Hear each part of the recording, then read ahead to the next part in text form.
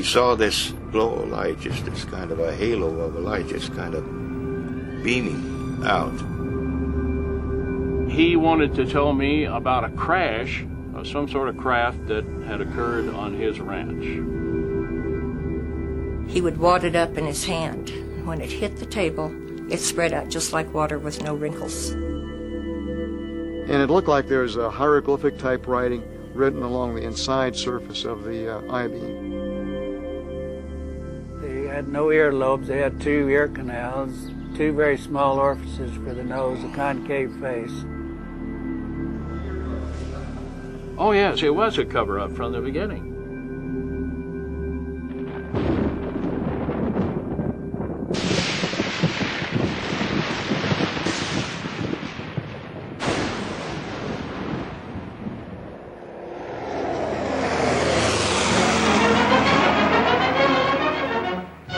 Roswell, New Mexico, 1947.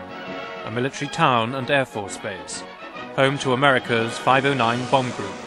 A tight-knit community of soldiers and civilians in the heartland of rural America.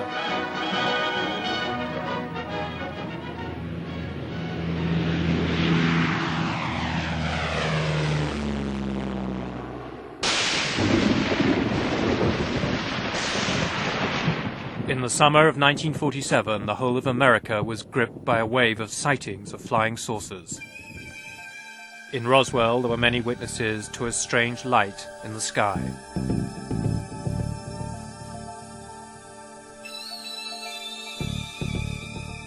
But it was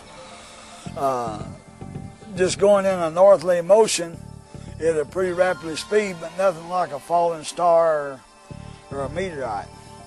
So bright like that, you couldn't look direct at it very long at a time. Then you had to look to the side of it, just like looking into a bright sun.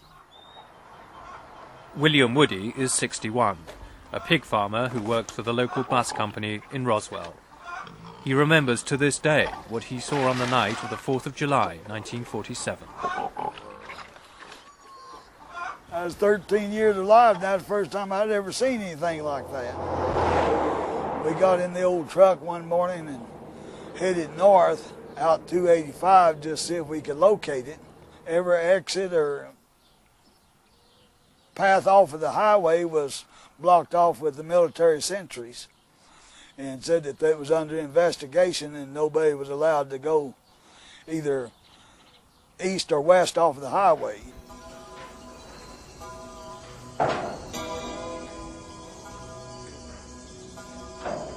On the Foster Ranch, 75 miles northwest of Roswell, Mac Brazel, a farmhand, was on his daily rounds when he came across some strange material scattered in the fields. His sheep refused to go near it.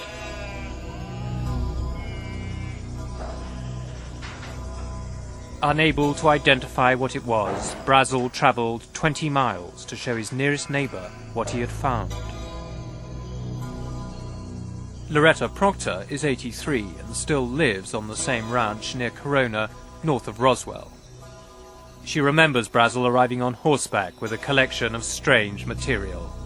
He showed us this piece that looked like plastic or wood of some kind, and he said that there was some metallic-looking stuff that when you crushed it, it just straightened right back out. It wouldn't stay crushed. And there was some beams or something that he said had kind of pinkish purple printing on it. Well, we told him it's probably a UFO and he should report it.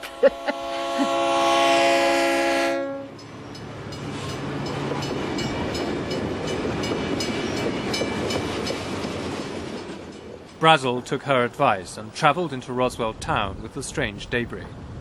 He reported his find to the sheriff of Chavez County. Sheriff George Wilcox immediately notified the local air base. Roswell Army Airfield was home to the 509, America's elite bomb group which had dropped the atomic bomb on Japan. As the only atomic bomb squadron in the world, it was surrounded by the highest levels of security and secrecy. The 509's air intelligence officer was Major Jesse Marcel. he was assigned to investigate the material that the rancher had brought in.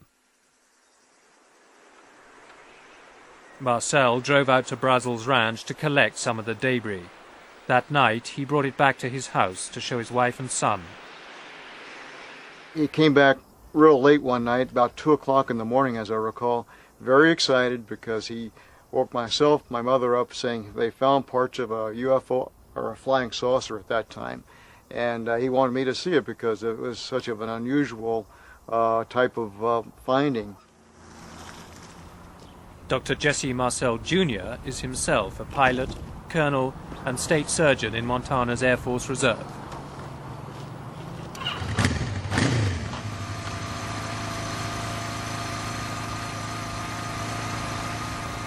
In 1947, he was 12 years old, but he vividly remembers the extraordinary nature of the material he saw that night in Roswell.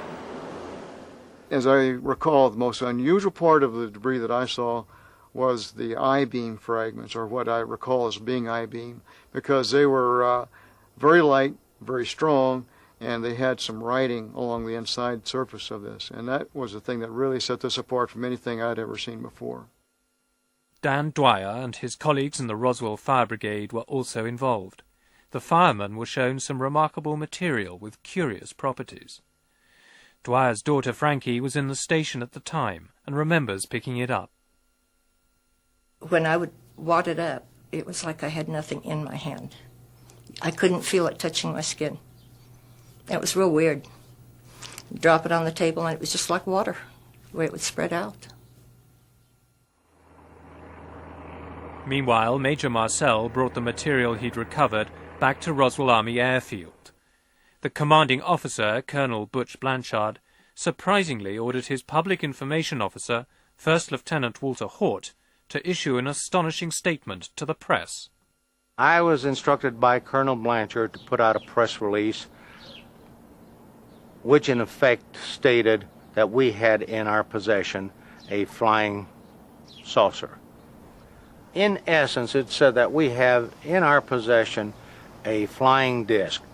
It was picked up on a ranch, and I can't remember if I said northwest of Roswell, brought into town by Mac Brazel, a ranch foreman, and the material was flown to higher headquarters, 8th Air Force, General Ramey. It was an announcement that stunned the world. The London Daily Telegraph reported that although no details were given of the craft, the Air Force claimed that it was of a flimsy construction, like a box kite. A small town in America had become the center of the world's attention. There was a tremendous amount of excitement because here I am, a little country editor in a small city in New Mexico, talking to Paris and Rome and London and Tokyo, and I can't remember all of them. Spent the whole afternoon on the phone. And I know that my counterparts at the Roswell paper and probably at the radio stations did the same. But there was a lot of excitement. America was transfixed. Radio networks issued hourly bulletins. This is an actual broadcast of the time. Headline edition, July 8, 1947. The Army Air Forces has announced that a flying disc has been found and is now in the possession of the Army. Army officers say the missile, found sometime last week, has been inspected at Roswell, New Mexico, and sent to Wright Field, Ohio, for further inspection. Russia has demanded UN action to get all... Major Marcel had flown samples of the material to Fort Worth, Texas, headquarters of the 8th Air Force. Here, the story would take a remarkable turn. General Roger Ramey, the commanding officer there, called a press conference in his office. In front of photographers, he invited Major Marcel to display the material he had brought from Roswell. The base duty weather officer was also ordered to attend so that he could give his verdict to the press as to precisely what Marcel was holding in his hands. The general called and said, "Get your ass over here to my office. We got something here we want you to look at." And aye, sir. And he says, "If you've got a car, fine. If you haven't, get one. Get the first means of transportation and get over to my office." And when I saw that, I said, "Is that your flying saucer?" And they said, "Yeah." And I said, "Well, hell no, that's a Raywin target and balloon. And if it isn't," I said, "I'd eat it without salt or pepper. I know what that is." "Are you sure?" Yes, I'm sure. I know what that is. This is what I would like to show you. In here, this is the photograph of the debris that was seen in General Ramey's office at Carswell Air Force Base in Fort Worth, Texas. This is my father holding up what is very obviously parts of radar target with balloon debris. In here you see balsa wood fragments. You have actually parts of the balloon envelope in of itself, and you have what looks like paper-backed metal foil. And to emphasize this, this is not what was seen on the floor of our kitchen that evening or that late early morning hours in 1947. This is totally different. The implication is that Major Marcel may have been ordered to take part in a cover-up that involved switching the material from Roswell for a common weather balloon. General Ramey and the Air Force now discounted their earlier press announcements that they had found a flying saucer. The story was officially dead. But back in Roswell, those who had reported the original story found that the military were behaving somewhat strangely over what they now claimed was merely a weather balloon. Frank Joyce had been the first to announce the original news of the flying saucer at local radio station KGFL just a few hours earlier. I got a phone call. Well, I got a number of phone calls, but the one that really got my attention was purportedly from the Pentagon. There was a young lady on the line saying, "Colonel so-and-so, this is the Pentagon calling." And this was within a few minutes of it going out on the wire. And the voice on the line says, "Who is this?" I tell him. He said, "You put that story on the air about the flying saucers?" And I mean, his voice was, the type that really conveys menace and power. And I said, "Yes, I did." And he says, "You're going to get in a lot of trouble for this," or made some threatening comment. And I said, "Look, I'm a civilian. You can't talk to me this way. You can't treat me this way. You can't tell me what to do in stories I put on the air." And he says, "I'll show you what I can do." And bang, hung up the phone. And the voice at the other end of the line showed exactly the power that he had to the owner of the radio station. I got a call from Washington from one of the offices of one of the senators saying, "Look, if you put out any stories on this thing, you're going to lose your license. And it's not going to be over a period of time. It's going to be the same day that we tell you that you're off the air." Frankie Rowe, the fireman's daughter who had handled some material, had always regarded the Air Force in Roswell as friends of the town. But an unexpected visit from the military to her home would now cast the Air Force in a sinister new light. He had this club or stick or whatever it was, and he was beating it on his hand. And he would hit it. Every time he would say something, he'd hit his hand. And he said, "I want you to know you were never there." And I didn't understand what he meant, because I said, "Yes, I was."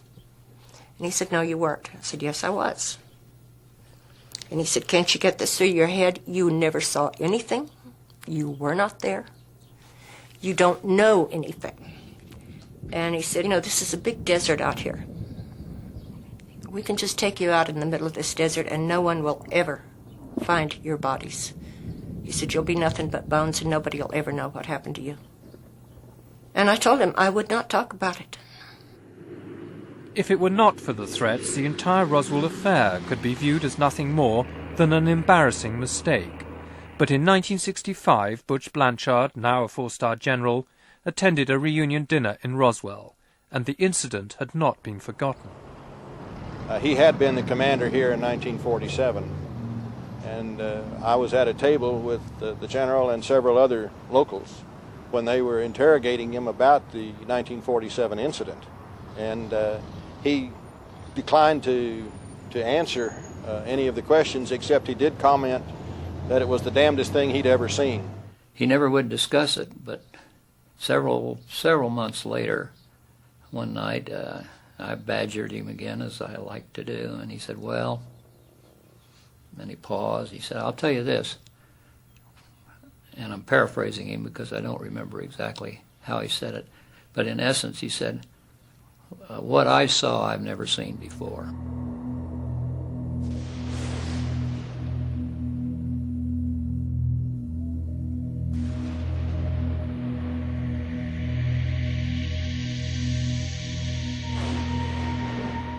For 30 years, the Roswell incident remained a dark secret. Town and military maintained an uneasy silence.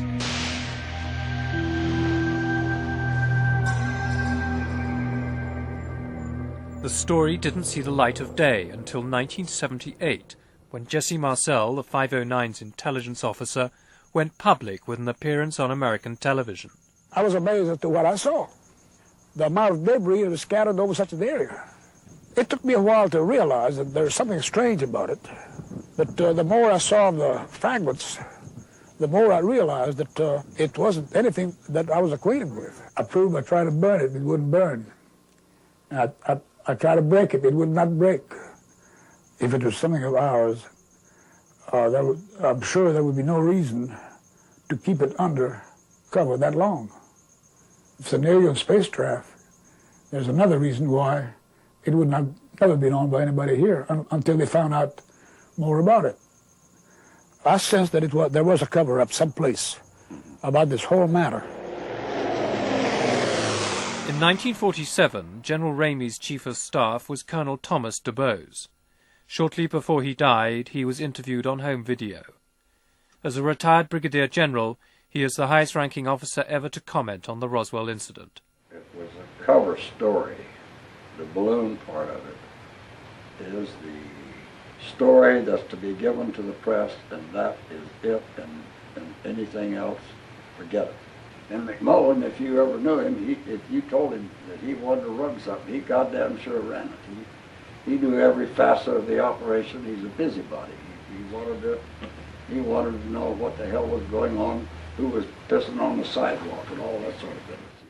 General McMullen, the deputy head of Strategic Air Command at the Pentagon, was in charge of the entire operation, according to General DuBose. McMullen told me, you are not to discuss this, and this is a point of which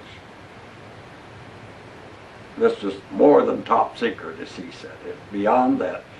It's within my priority as deputy to George Kenney, and he in turn responsible to the president. This is the highest priority you can exist, and you will say nothing, and that's the end of it.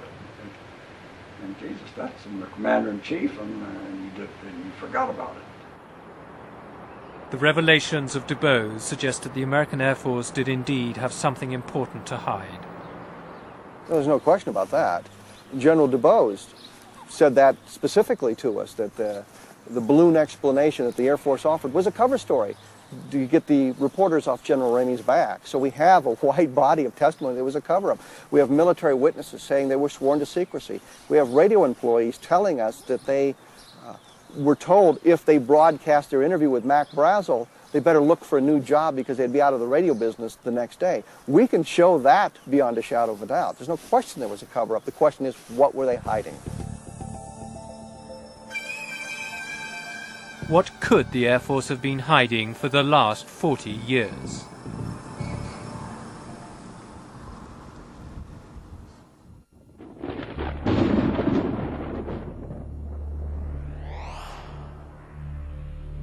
One man who may hold the key to the Roswell mystery is Frank Kaufman. Kaufman claims that in 1947 he was a master sergeant in personnel at Roswell Army Airfield. But what was not known at the time, he says, is that he was also a covert member of a highly secret counterintelligence unit codenamed the Nine.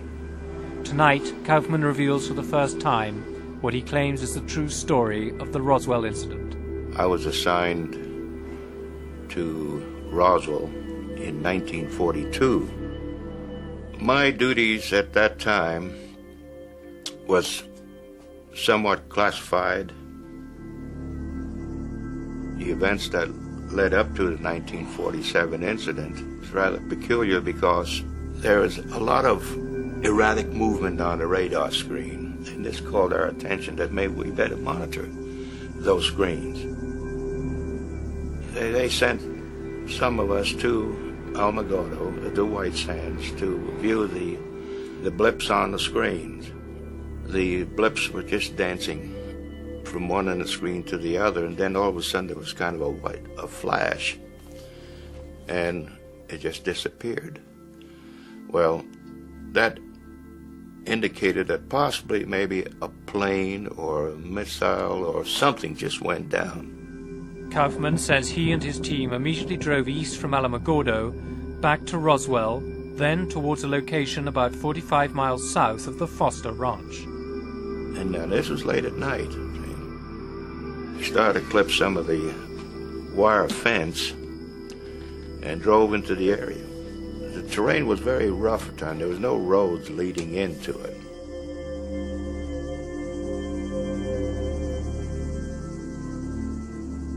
We saw this glow of light, just this kind of a halo of a light, just kind of beaming out. We got to, I guess, maybe 200 yards, maybe 300 yards from where it was. And we learned right then and there it wasn't a plane, it wasn't a missile, it was kind of a strange-looking craft that was embedded in the arroyo. See? The size of the craft, I would say possibly maybe around 20, 25 feet in length, and it was open and kind of halfway, and one body was thrown up against the wall of the arroyo. The other one was half in and half out of the craft. And when we got in close, we noticed that there were probably 3 others inside the craft. Then we radioed in back to the base to have a truck, a flatbed, and a crane and everything else just come out to the site, and we prepared everything to clear everything off. Frank Kaufman provided us with what he claims is a copy of his official report on the Roswell incident. A top-secret document containing observations and sketches of what he saw at the time.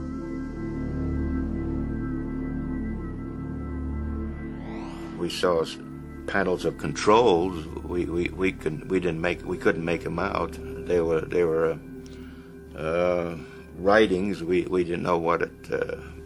We couldn't decipher it or anything of that nature. And the underbelly of the craft had a series of cells, quartz-type cells, sort of glass-looking cells, Arctic in shape.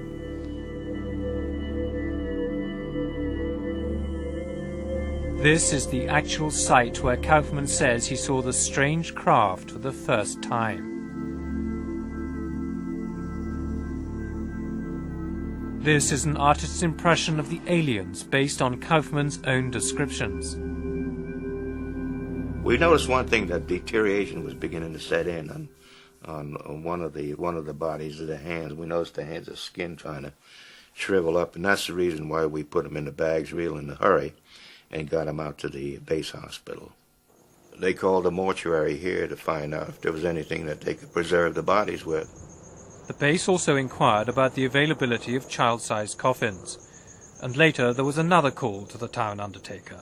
And I received a call later from the same mortuary officer stating that what embalming fluids consisted of, what would it do to the blood contents, what would it do to tissue, stomach contents, and how would it alter it. And I informed him what the answers that he wanted. Glenn Dennis also had the ambulance contract to ferry any injured servicemen to the base. That same day, he took an airman to the hospital and was amazed to find himself being roughly escorted off the base by military policemen who told him he had no right to be there. As they were taking me out, there was a door that was open over to the left, and there was a nurse coming out that had a towel over a portion of her face, and she looked up and she recognized me, and she said, "Glenn, get out of here. Get out of here as fast as you can. You're going to get in a lot of trouble." Then the next morning, she called me about 10 o'clock or so and said that she would like to see me, that we had to talk. And so I met her out at the Officers Club that morning. And she was already there when I arrived at the Officers Club. She was very upset, still crying, very hysterical. Then she told me what happened about going into this room. These doctors were there, and there was some 2 hospital gurneys there with the crash bags. One crash bag was 2 very small mutilated bodies. The other one, there was a very small body in a crash bag, but hadn't been mutilated as much as the others. And she told me the reason what they wouldn't let her out because they wanted her to write down what they were examining. And that's what she was doing. And they all became very ill. They said that the smell, and it was a very toxic smell, and they just couldn't breathe and get their breath, and they had to get out. This is Hangar 84, and this is where the craft and the bodies were actually brought into this hangar. But there was a lot of activity in this area here. And inside the hangar, right above on top, there was this large spotlight which was shining down on the craft, and also the bodies were laid out. There were 5 of them.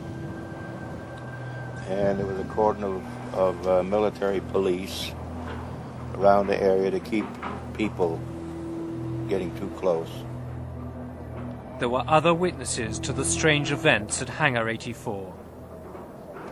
I had security clearance, so I told him I came over there to pick up Lieutenant Governor Joe Montoya. He was at the hangar. Joe Montoya, Lieutenant Governor of New Mexico, was at the base campaigning for re-election. Outside Hangar 84, Ruben Anaya was waiting to pick him up. So the APs just lead us over there, you know, and then, but they didn't park close to the hangar. They parked about a half a block away. And I says, what the hell's going on, you know? And then, when they went toward I moved a little closer, and that's when the big hangar was open, and Senator Montoya came out. He says, let's get the hell out of here. He says. When he come out of there, he come all scared, and he said his head. They saw 2 little men with the big heads, but one was alive, still alive. They had him laying down on the floor, and he come out and told us their boss was there, and one was still alive.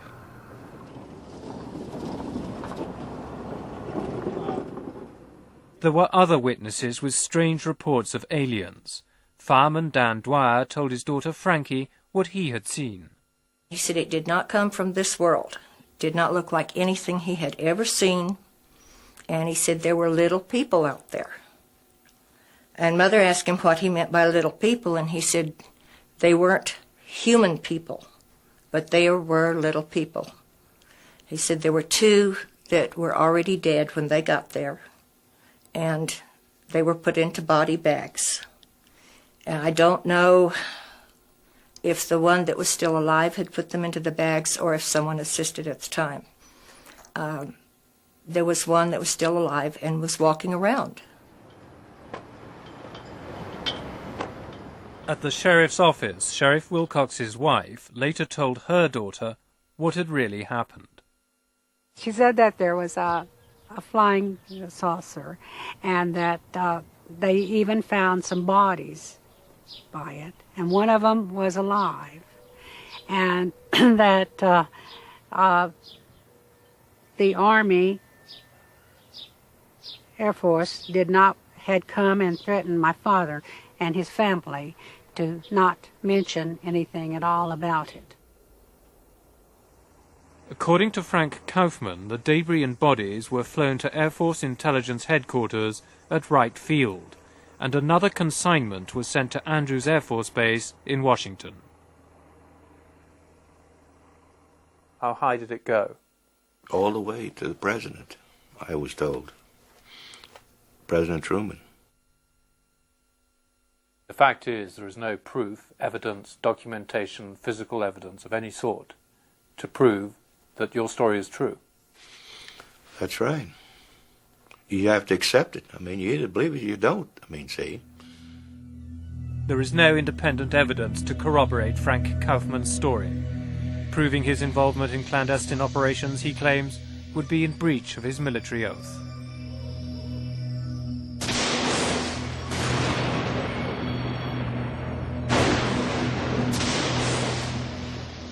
The lack of tangible evidence has been a consistent feature of the Roswell incident.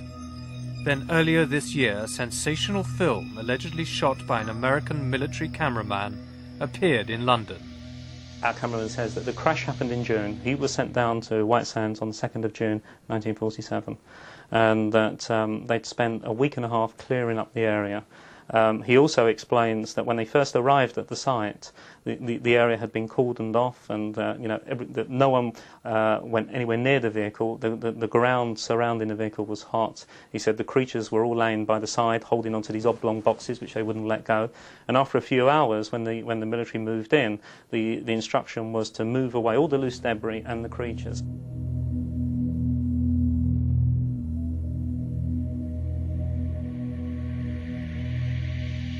Ray Santilli claims he negotiated for 2 years to buy this film. He's the only person who knows the identity of the cameraman who shot it. According to Santilli, the poor quality is explained by the circumstances under which it was photographed. When he tells you that the camera had no zoom facility, when he tells you that he was wearing the same outfit as the surgeons, and when he says that these cameras had a fixed focus, and that when they moved in, that then there was no way of controlling the focus, and it was possible. He was steaming up inside the costumes, and he was trying to operate the camera to the best of his ability. You just have to accept it.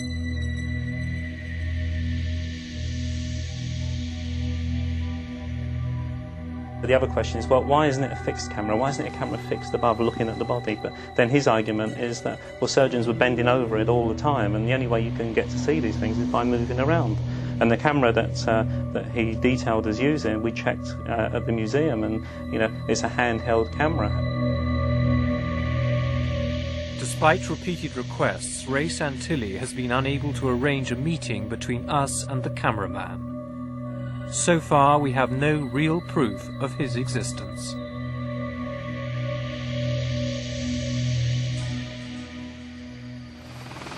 The American Air Force categorically denied the existence of spacecraft and aliens, but mounting pressure from the public and a determined congressman forced the Pentagon to launch their own investigation. In July 1994, their official report admitted for the first time that the original weather balloon story was in fact a lie, designed to cover up what had really crashed at Roswell, a balloon of a different kind. This is film of Project Mogul, a top-secret project designed to detect sound waves from Soviet atomic tests. The Air Force report states that Project Mogul offers the most likely explanation for the Roswell incident. I suspect that our Flight 4 on the 4th of June was probably the source of the debris that the Ranger found. It was not recovered, and the record indicates that the B-17 abandoned tracking it while it was still airborne, and it's my memory that it was over a little town called Arabella, just north of Capitan and about 17 miles from where some debris was later found. Curiously, an examination of the actual flight logs of the time reveals that there is no record of the existence of Flight Number 4 on the 4th of June. The one the Air Force claims explains the Roswell incident. Moore says no records exist, as no data was entered for unsuccessful flights, yet other flights that were unsuccessful are clearly documented. Discrepancies such as these have led many to doubt the Air Force's insistence that Project Mogul is in fact the answer to the Roswell mystery. On Capitol Hill, the representative for New Mexico, Congressman Stephen Schiff, is suspicious of the number of different explanations offered over the years. We've had 3 different explanations from the military about what crashed. The first explanation is it was a flying disc, meaning flying saucer in today's terminology. They changed that and said we made a mistake. It wasn't a flying disc, it was a weather balloon. I still find it amazing that the United States top bomber wing, with the only wing that was eligible to carry nuclear weapons at that particular time, would not know a weather balloon from a flying saucer, but apparently somebody didn't, according to them. So we then had the second explanation that this was a weather balloon, and we now have the third explanation that this was part of a highly classified radiation detection experiment. So we have 3 separate explanations as to what crashed, but no dispute that something crashed. If it wasn't a balloon, what did crash at Roswell? A flying saucer or something else? And how does the controversial Alien film relate to the Roswell mystery? New Mexico is the most secret state in the Union. Historically, its deserts and skies have been the center for more highly classified and secret scientific projects than any other place on Earth.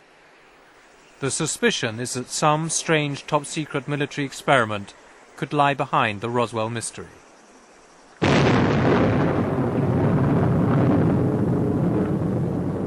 "50 years ago, the first atomic bomb was detonated in the Trinity test near White Sands. This summer, stealth warplanes were still on test flights in the skies above New Mexico.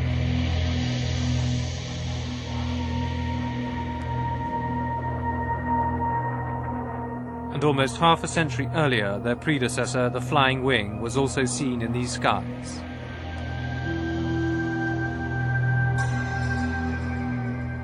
In 1947, White Sands was the location where America developed its early missile technology with V-2 rockets captured from the Nazis. Nazi scientists had been secretly relocated at the end of the war to develop the first stage of America's space program. Werner von Braun, the inventor of the V-2, was in charge of the operation. It is known that animal experiments were part of the American space program in the 1950s. But could there have been any as early as 1947?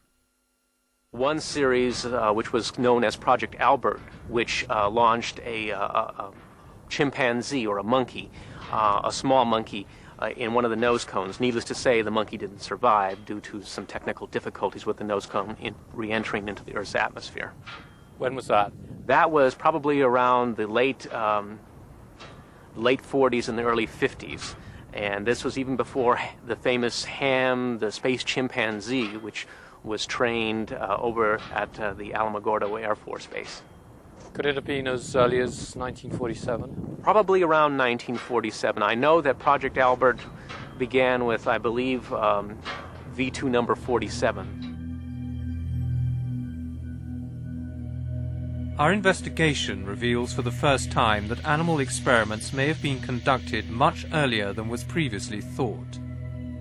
If so, then could the Roswell incident have been some highly secret experiment that went catastrophically wrong? Is it possible that a V-2 rocket with animals on board could have gone astray and may account for the descriptions of bodies and strange debris offered by so many witnesses at Roswell?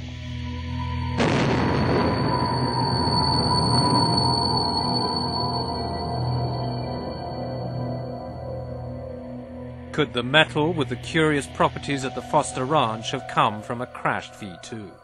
We have researched our records extensively, and on that specific date and time, and even that month, we had nothing that could conceivably be within that area. We had been launching some balloons, but nothing in that particular month when the crash at Roswell occurred.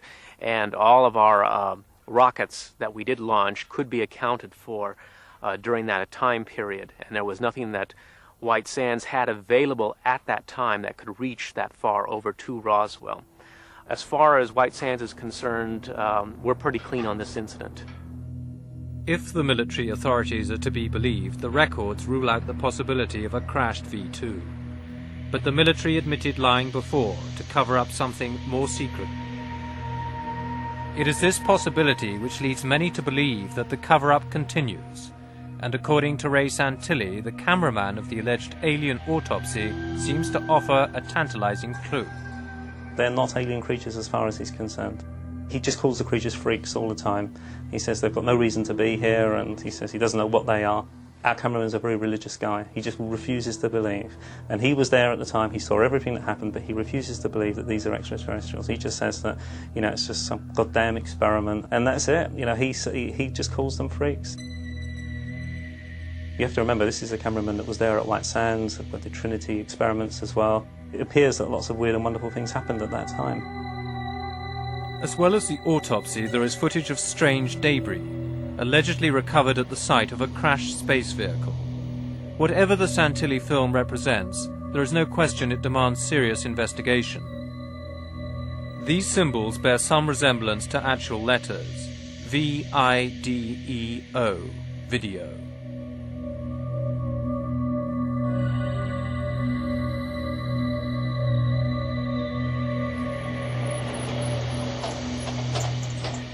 Despite doubts about its authenticity, we took the film to America to show to some of the witnesses that we originally interviewed about the Roswell incident. The symbols are vaguely consistent with my memory, since I can't be absolutely sure though, but they certainly could be consistent with what I saw. The differences would be the size and the fact that the ones I saw were not raised above the level of the beam.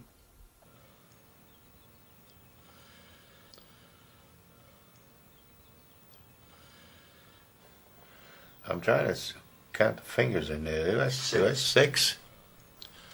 I don't recall 6 fingers though. I don't know. It could. I won't swear to it, John. I don't recall those 6 fingers though. To be honest with you, it doesn't look too close to the Roswell incident. I can say that much. Dr. Ian West is one of Britain's leading forensic pathologists. He's frequently called upon by Scotland Yard in murder investigations. The blood pattern is unusual. You don't normally get, that incision has been open for some time now. We've got 4 little trails running from it. Although we have a number of quite distinct linear trails, dark trails, which look like blood trails, they're not of the nature that I would expect to see at a post-mortem. I would see some more smearing, some more irregularity in the blood loss from the margins of the incision.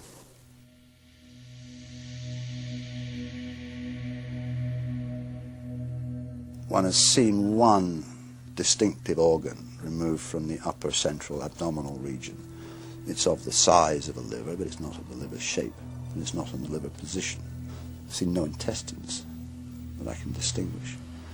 I can't distinguish the thoracic organs. It certainly doesn't resemble, from what one can see here, any human remains that I've ever seen.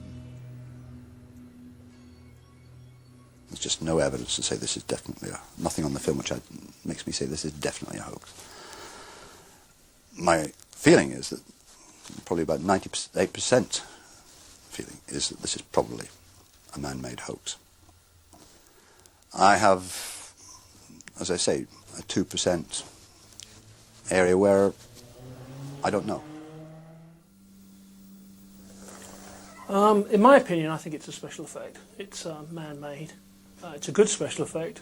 It's not going to be a cheap item. It's going to be, a few $100,000 probably. It's difficult to say when something like that could have been made.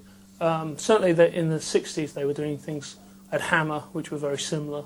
I would guess that it was not before the 60s, but sort of mid-60s I would think would be the earliest it could be. I don't think anyone could be certain that it's a special effect. I mean, it's how do I know what the inside of aliens look like? No one knows. I know what the inside of foam rubber and polyurethane foam looks like, and it looks very similar. Many people who are deeply suspicious about the film think that you could be behind the hoax yourself. What have you got to say to that?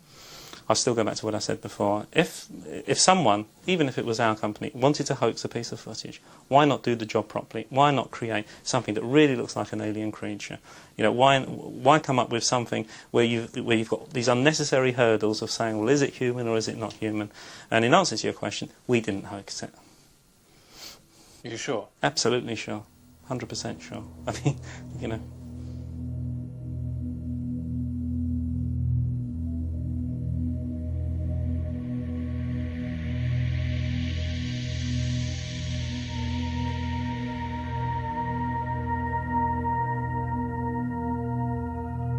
As of this moment, there is no conclusive evidence to prove that the film is either genuine or a hoax. Establishing its provenance is a critical factor in moving the Roswell mystery closer to resolution. One vital step would be to have the film chemically analysed by a photographic laboratory. Are you going to provide proper film extract which can be properly tested by Kodak, which has proper images on it? I'll provide you with a film. I'll provide you with what I can, which will be a film with image, and the only way that I can do that is by securing some film from the collector that bought the first autopsy, which is currently en route to us. So far, no suitable film extract has been provided for laboratory tests. But we continue to press for it.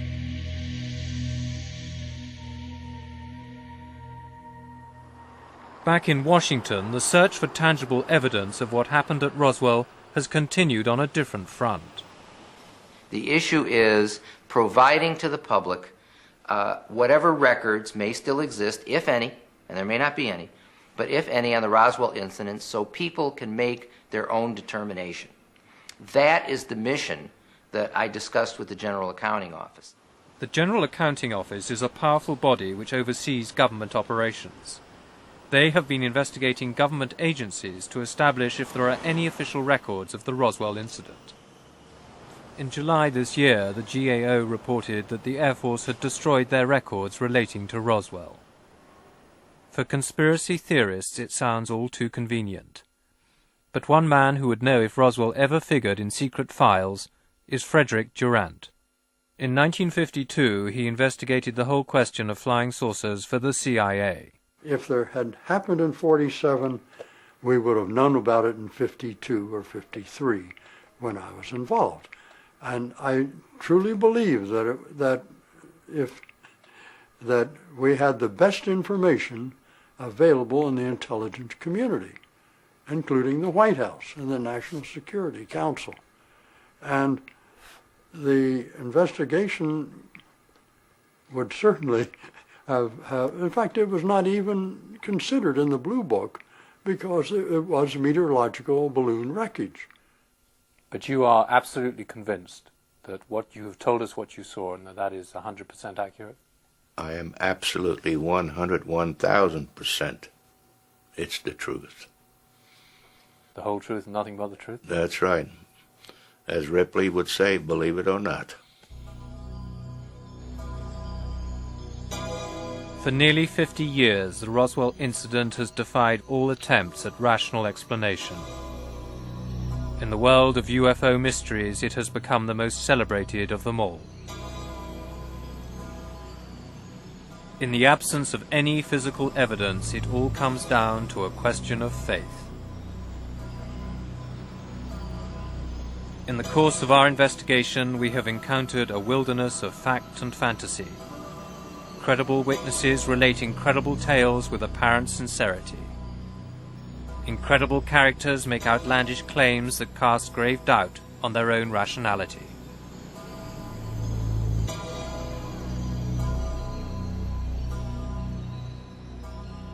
But could so many ordinary people from the rural heartland of America be either lying or afflicted by a false memory syndrome that leads to similar accounts of the same story? Basically, I think you'll find that the people who are telling you these stories are very ordinary Americans.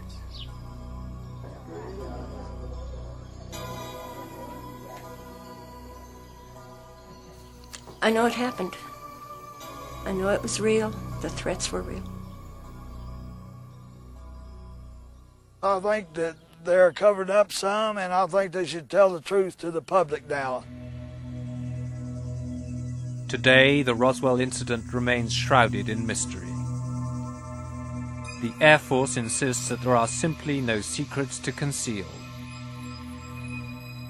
Yet in a final twist, a source close to the Pentagon has informed us that secret documents have now come to light, and that in the next few months a new report will finally explain the mysterious accounts of strange bodies. It is just possible that the riddle of the Roswell incident may yet turn out to be a cosmic Watergate.